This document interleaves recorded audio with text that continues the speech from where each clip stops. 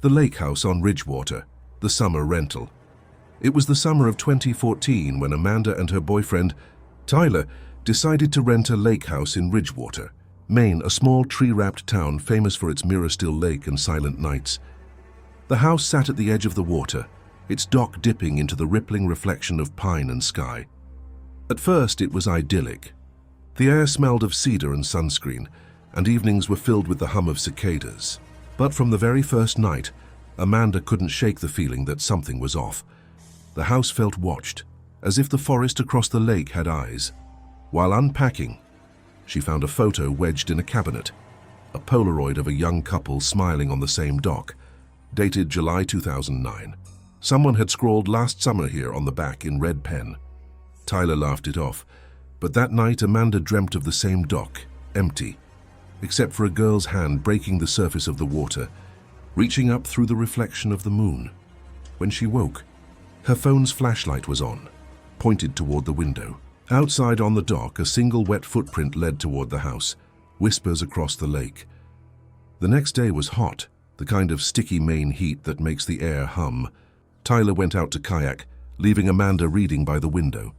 Around noon, she heard something faint, like a woman's voice carried over the lake. It wasn't clear at first, just soft vowels and sobs.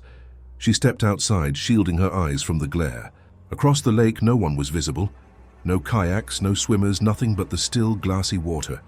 Yet the voice grew louder. "Help me, and please!" Amanda's breath hitched. She called out for Tyler, but only her echo came back. She could see his kayak drifting empty, bobbing near the reeds. Heart racing, she ran down to the dock.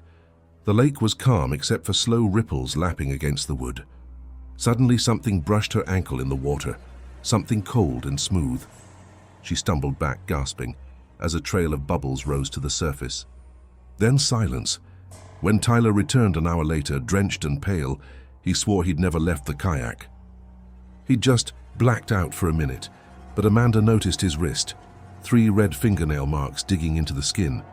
The neighbor's warning that evening, an old man in a straw hat walked down from the road. He introduced himself as Earl, the property's caretaker. "You folks renting from the Johnsons, huh? Haven't had anyone out here since the accident." Amanda froze. "Accident?" Earl frowned. "A girl drowned right off this dock. Locals say she was pulled under, but divers never found the body. Her boyfriend vanished the same night. Police chalked it up to foul play, but..." He trailed off, staring at the lake. "Some say she still calls out when the water's warm enough." That night, Amanda couldn't sleep. Every creak of the old wood sounded like footsteps on the dock. When she finally drifted off, she heard the click of a door latch. The back door was open. Tyler stood there, facing the lake, whispering something she couldn't hear. His voice was low and rhythmic, repeating the same phrase. "I'll follow you down." When she grabbed his arm, his eyes were wide open, but his pupils were dilated, unfocused. He whispered, "She wants you too," pulled beneath. The next morning, Tyler was gone.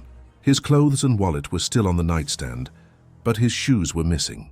Amanda searched the woods, calling his name, until she reached the edge of the lake. His kayak floated near the dock again, empty. Desperate, she called the sheriff. While waiting, she saw movement under the surface, like hair drifting just below. "Tyler!" she screamed, wading in. The water was icy cold. She took another step, and something wrapped around her calf. A hand. It yanked her down with impossible force. Bubbles erupted around her face as she thrashed. For a moment, she saw her reflection shatter, and beneath it a pale girl's face, eyes black as tar, smiling.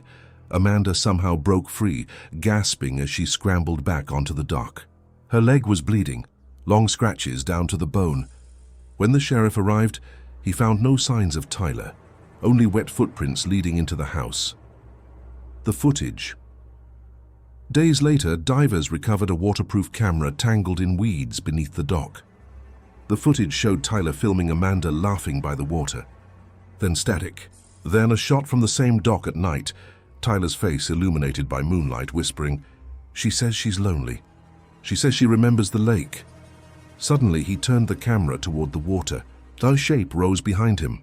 A woman, slick hair hanging over her face, her eyes glimmering white. Then the feed cut out. When the footage was played back at the station, Every time the woman appeared, the speakers emitted a high, drowning sound. One deputy passed out from the noise. Amanda left Ridgewater that night. She didn't pack. She didn't look back. But weeks later, when she checked her phone, she found a new photo in her gallery, her asleep on that same dock. The timestamp, 2 days after she'd fled. The lake still cools. A year later, a new couple rented the same house. Locals said they stayed only one night. The next morning, the sheriff received a call from the neighboring property. "The lake's full of voices again," the man said. When deputies arrived, the couple's belongings were still there. The dock was slick with water, and on the deck railing, scrawled in red marker, were 3 words, "Last summer here," the same handwriting. The same phrase Amanda had found in that photo from 2009. Today, Ridgewater Lake is closed to swimmers. Locals say it's because of algae blooms, but anyone who's been near the shore knows better. On humid nights, the fog rolls low and thick, and if you stand quietly, you can hear the lake breathing, calling, waiting.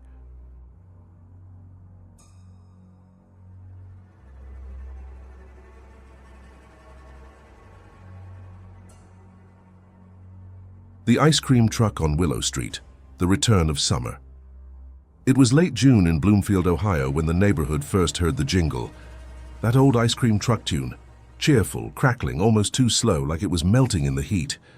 Kids ran from porches, coins clutched in sweaty palms. But Hannah, 17, noticed something odd. The sound always came at dusk, just as the streetlights buzzed on. And every night, it seemed to stop right in front of house number 42. The one that had been empty since the Cooper family moved away after their little boy drowned 2 summers ago. The truck itself looked wrong too. Its paint was faded, the cartoon popsicles peeling off, and the driver, an old man with mirrored glasses, never smiled, never waved. He just stared. That first night, Hannah's little brother Eli begged her for money to go. She refused, uneasy. But later, from her bedroom window, she saw him outside anyway, frozen at the curb, staring up at the driver. The man leaned out, said something, and handed Eli a red popsicle. When Hannah ran down, Eli was gone. The popsicle was melting in the street, and where he'd stood, there was a faint streak of something darker, like motor oil or blood, seeping into the pavement cracks. The missing children. By morning, Eli still hadn't come home. Police searched the woods, the creek, and every backyard on Willow Street. Hannah's parents clung to each other, whispering prayers while the sheriff took statements. That's when they learned Eli wasn't the only one. 2 more kids had disappeared that week, both last seen near the sound of that same jingle. But every time officers tried to track the truck, it vanished. No one could agree on its color. Some said white, some pink, others swore it was rust red. That night, unable to sleep, Hannah walked to the curb where Eli had stood. The pavement was still sticky. From the distance came a faint, broken tune, slow, dragging, almost mournful. She turned toward the sound. Down the street, beneath a flickering light, the ice cream truck sat idling. No driver inside. The speaker crackled with static, then whispered, not music, but a voice. "Come back, Eli." "It's melting." Hannah's breath caught. The voice wasn't the driver's. It was Eli's. The woman who knew. Hannah went door to door the next morning, desperate for answers. Most neighbors closed their doors quickly, afraid, unwilling. But old Mrs. Crane, who'd lived on the corner for 40 years, pulled her aside. "That truck ain't new," she said, her voice trembling. "It's been coming every summer since the 80s, always when the heat's at its worst. Kids vanish, then the truck disappears till next year." Mrs. Crane led Hannah inside, showing her a faded newspaper clipping. "Local boy missing. Ice cream vendor questioned." The photo showed a younger version of the same man, same mirrored glasses, same hollow stare. "They said he drowned when his brakes failed near the reservoir," Mrs. Crane whispered. "Truck went right in. But folks still hear the jingle when the air's thick and the sun goes down." That night, Hannah heard it again. The jingle was closer, clearer, looping outside her house. The sound crawled through her walls. When she peeked through the blinds, she saw Eli standing beside the truck, smiling, his skin pale, his clothes dripping wet. The search by the reservoir. Determined, Hannah followed the sound the next evening. The truck moved slowly, tauntingly, stopping at corners as if waiting for her. It finally turned down the old road that led to Bloomfield Reservoir, where the air grew colder the trees denser. When she reached the water's edge, the truck sat abandoned near the shore, engine idling, its freezer door open. Inside were rows of half-melted popsicles, red ones and dripping like blood. She could see small shapes beneath the frost, pressed into the ice. Something shifted in the driver's seat. A man's reflection appeared in the mirror, gaunt, soaked, eyes wide and glassy. He grinned. "Hot night, huh?" Hannah stumbled back, screaming, but the door slammed shut on its own. The truck lurched forward, straight into the water. Bubbles burst to the surface, then silence. When the sheriff arrived, there was no sign of a crash. No truck, no tracks, but the water shimmered faintly under the moon, like oil floating on top. The phone recording. Weeks later, Hannah's phone buzzed with a notification, a new video. Time-stamped the night she went to the reservoir, but she hadn't recorded anything. She pressed play. The screen showed the inside of the ice cream truck. Frost-covered walls, the sound of dripping water, then a child's laughter. Dozens of small voices chanting in rhythm with the jingle, "We all scream. We all scream. We all scream. For ice cream." The camera panned toward the freezer door. Inside were the faces of missing children, eyes open, smiles frozen, their lips tinted red. At the back, a small hand pressed against the glass. Eli's. The video cut off abruptly, but the audio continued playing faintly from her speaker, long after the phone shut down. The summer never ends. Now, every June, Bloomfield's nights hum with that familiar melody again. The police claim it's urban hysteria, but locals know better. They've seen the truck's headlights glint between trees when the air turns heavy and the streetlights flicker. They've heard children giggling long after midnight, voices carried on humid wind. Hannah moved away years ago, but last summer she received a postcard in the mail. It had no return address, only a photo of a red popsicle and a single line scribbled in a child's handwriting. "It's your turn to drive." And that night, back in Bloomfield, the old jingle played again, slower, sadder, melting into the dark.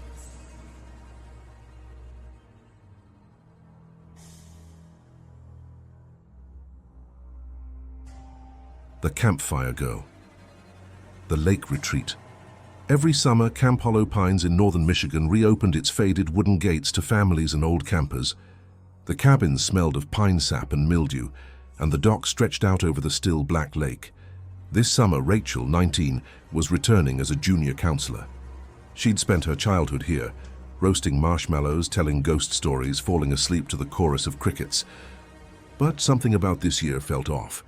The lake seemed lower than usual, its surface coated with a strange film that shimmered green under the moonlight. On her first night back, Rachel joined the others by the campfire. One of the older counselors, Dean, started a local legend story about a camper who vanished in 1998 after wandering into the woods during a storm. He said her name was Mara, and every year on the anniversary of her disappearance, the air around the fire turned cold.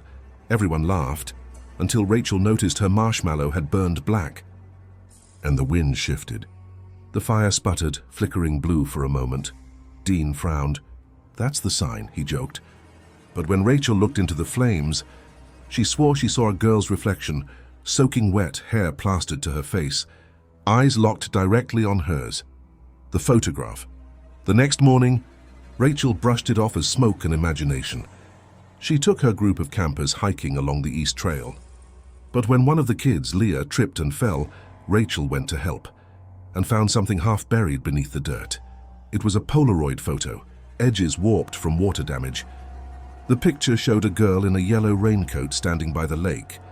Behind her, barely visible, was the same dock, only the boards were older, rotted. That night, Rachel took the photo to the main cabin. "Anyone recognize this?" she asked the other counselors. Dean went pale. "That's her. That's Mara." They gathered around as he explained that campers still found things, hair ties, shoes, bits of clothing, every few years. "The lake gives stuff back sometimes," he said, "but never what it takes." Rachel stared at the photo again.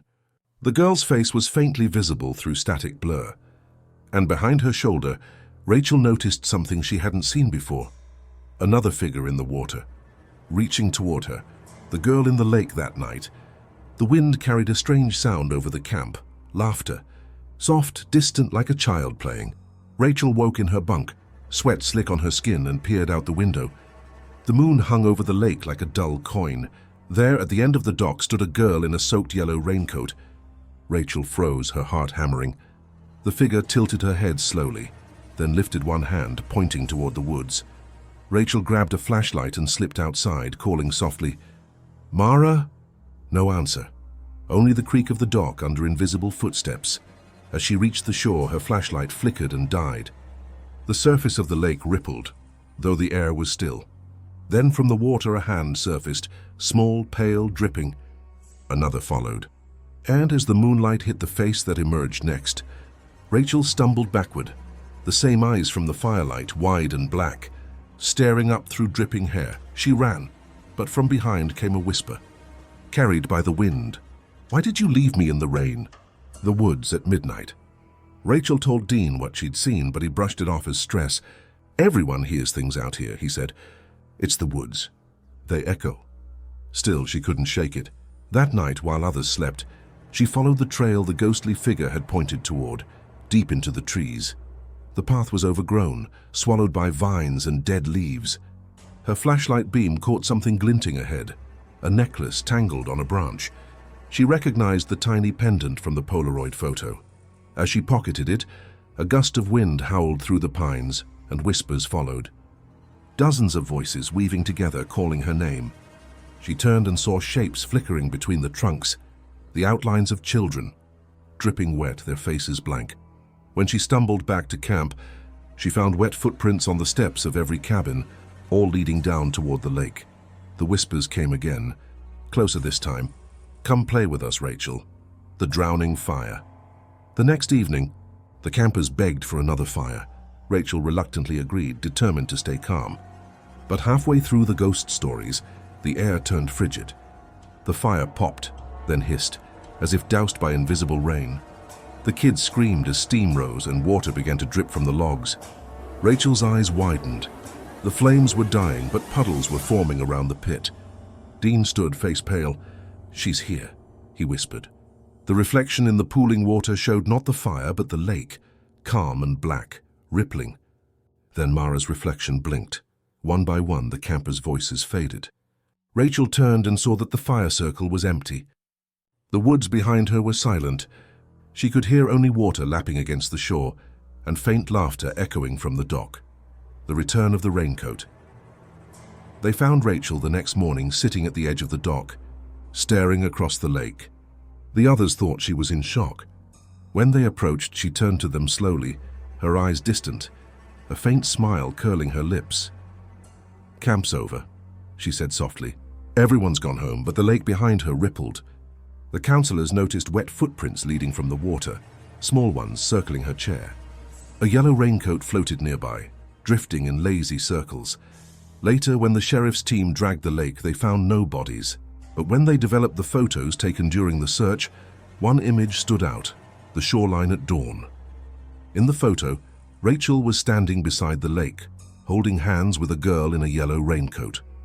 Both were smiling, and neither cast a reflection.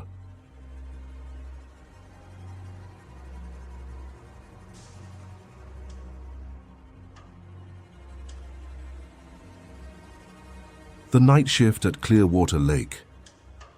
The summer job Evan Turner was 20, broke and desperate for summer cash before heading back to college. When he found a listing for an overnight attendant at Clearwater Lake campgrounds in Montana, it seemed like easy money.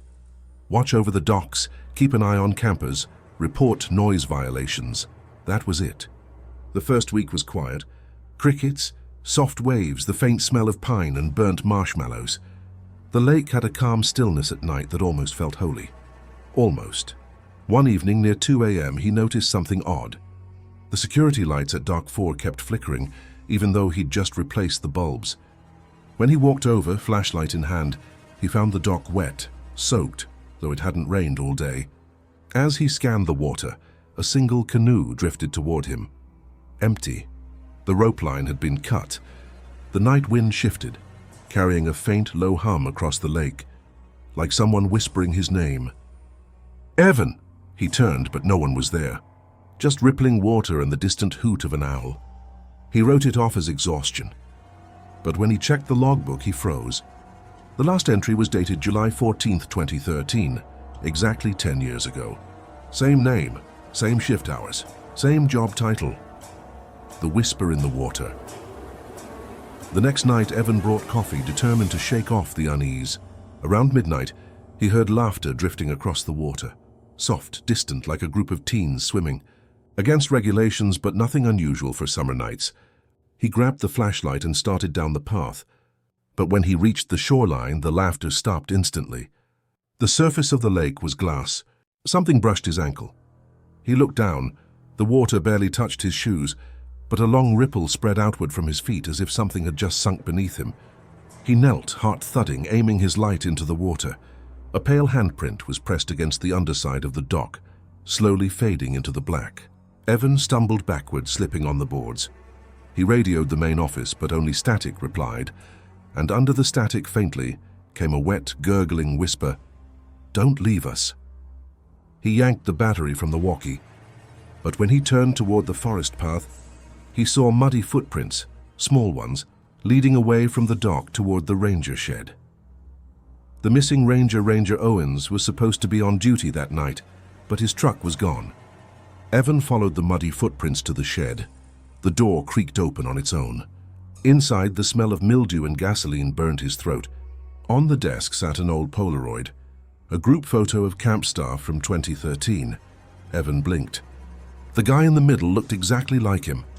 Same build, same face, same name tag. He stumbled back, hitting a shelf of tools. A hammer clattered to the ground. From outside came the slosh of water, heavy footsteps on the dock. He turned off the flashlight and peeked through the window. Someone stood at the far end of the dock, a tall figure dripping wet, hair hanging over their face. They held something in their hand. A whistle. Evan's heart slammed against his ribs. The whistle from the dock patrol. The same kind they gave every night guard. But he hadn't taken his out of his pocket. The figure lifted their head slowly. The eyes glowed faintly blue in the dark, reflecting the dock light. Then, in one slow step, it began walking toward the shore. The thing that wore his face.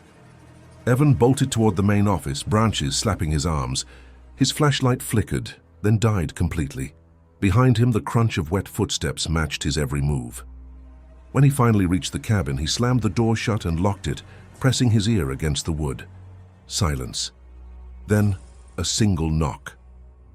"Evan," a voice whispered, soft and wet. "You left us down there."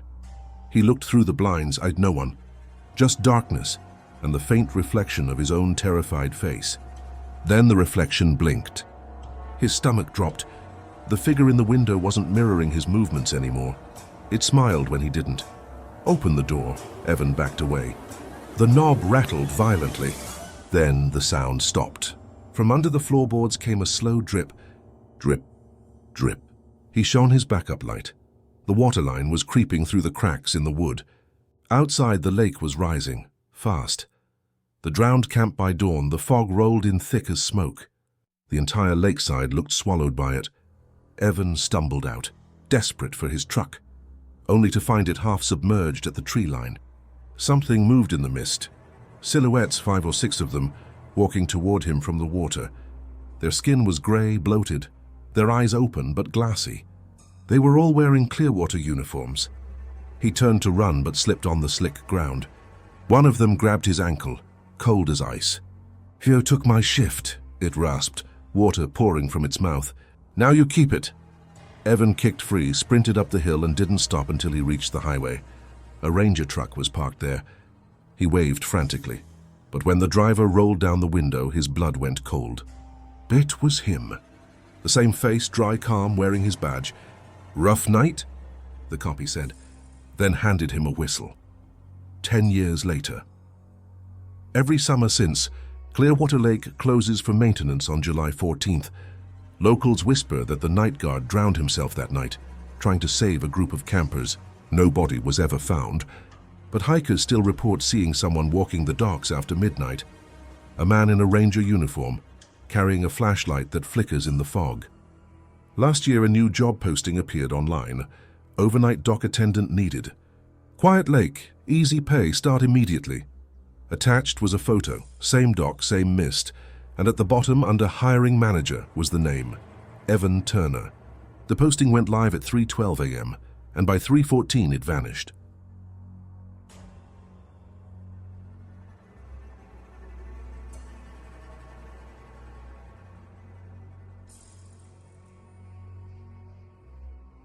The stranger in cabin 9, the late check-in Samantha and her boyfriend Kyle, had planned a quiet weekend getaway in northern Minnesota, a small lake resort surrounded by pine trees, the kind of place where phones barely had a signal. They arrived late, around 11:30 p.m., long after the office had closed. The night manager, an older woman with hollow eyes, left their key taped to the office door. Cabin 9. The air was thick with humidity, the sound of frogs echoing across the still lake. When they pulled up, Samantha noticed something strange, a flicker of light inside the cabin before they even unlocked the door. Kyle laughed it off, saying maybe it was a reflection from their headlights. But when they stepped inside, the air felt colder than outside. There was a faint smell, mildew mixed with something metallic. The cabin looked clean but lived in. 2 cups sat on the counter. A wet towel hung over the shower door. Maybe housekeeping forgot something, Kyle said. But as Samantha lay in bed that night, she heard it, the sound of slow, steady breathing from the closet behind her. The breathing stops. Morning sunlight cut through the blinds. Samantha convinced herself she'd imagined it, maybe an animal under the floorboards. Kyle teased her, saying she'd been listening to too many scary podcasts. They spent the day kayaking, laughing, letting the summer sun erase the night's unease. By evening, they were back at the cabin, grilling burgers by the lake. That's when the owner, an old man in suspenders, walked over. "Are you two rented 9?" he asked, voice low. "Yeah, why?" Kyle replied. The man's eyes narrowed. "That cabin's been closed for months." Kyle frowned. "The key was on the office door." The man's face paled. "No one's supposed to be staying there." Before they could ask more, thunder cracked overhead. The sky turned black, wind whipping through the pines. When they ran back toward the cabin, the door was wide open and their luggage was gone. On the bed lay 2 damp towels and a Polaroid photo of them taken through the cabin window. The man by the lake. They went to the office, but it was empty. Lights off, no staff. Just the sound of the storm tearing through the trees. Kyle tried calling for help, but his phone had no service. Samantha spotted movement by the dock, someone standing ankle-deep in the water facing the lake. Lightning flashed. The figure turned slightly. It was a man completely still, soaked to the bone, wearing an old staff uniform that looked decades old. "Hello?" Kyle shouted. No answer. When lightning flashed again, the man was gone. They sprinted back to the cabin, hearts pounding. Inside, the air was freezing again. Water dripped from the ceiling. Samantha grabbed her bag, but when she looked toward the door, she saw muddy footprints leading from the bathroom to the bed. "Kyle," she whispered, "we need to go." But when she turned, Kyle wasn't there. Only his phone lying face down on the counter, still recording. The voice on the recording, Samantha hit play. The audio was muffled, but she heard Kyle's voice. "Hello? Who's in here? Hey, what are you doing?" Then a crash, a muffled struggle, and a man's voice whispering, almost calm, "This cabin's already taken." The recording ended with a single, wet gasp. Her vision blurred as panic took over. She ran for the door only to see someone standing outside. A man with gray skin, dripping lake water, smiling. "Need help finding your boyfriend?" She bolted out the back door into the woods, branches clawing at her arms. Behind her, she could hear him. Steady footsteps, calm, never running. "Cabin 9's full," he said again, his voice closer now, always full. The escaped Samantha reached the road, breath ragged, rain soaking her hair. She saw headlights approaching and waved desperately. A pickup slowed to a stop. The old owner from earlier. She jumped in, shaking. "Please, there's someone in the cabin, my boyfriend." The man stared straight ahead, silent. Then he said quietly, "There's been no guests since the accident." "What accident?" she asked. He turned toward her slowly. "The couple in cabin 9, drowned in the lake last summer." She froze. "No, that's not possible." But when she looked out the window, she saw the reflection in the glass, not herself but a pale, drenched version of her, sitting beside him, eyes hollow and unblinking. The truck kept driving toward the dark lake. The cabin still stands. The next morning, a ranger found the truck parked halfway in the water, empty. The engine was still running, both doors open. No trace of Samantha or Kyle. Cabin 9 was checked again, empty, except for 2 wet towels and a Polaroid photo taped to the mirror. It showed a couple sleeping in bed, their faces turned toward the window. In the background, through the glass, a figure stood watching them from outside, smiling faintly.